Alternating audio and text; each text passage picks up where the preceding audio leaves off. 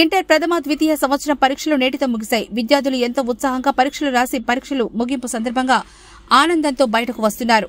కోవూరు పట్టణంలోని టీఎంసీ కళాశాలలో ఇంటర్ ప్రథమ ద్వితీయ సంవత్సరం పరీక్షలు మార్చి 1వ తేదీ నుంచి ప్రారంభమయ్యి నేటితో పరీక్షలు ముగింపుగా సందర్భంగా విద్యార్థులు పరీక్ష హాల్ నుంచి ఆనందంతో బయటకు పరుగులు తీస్తున్నారు.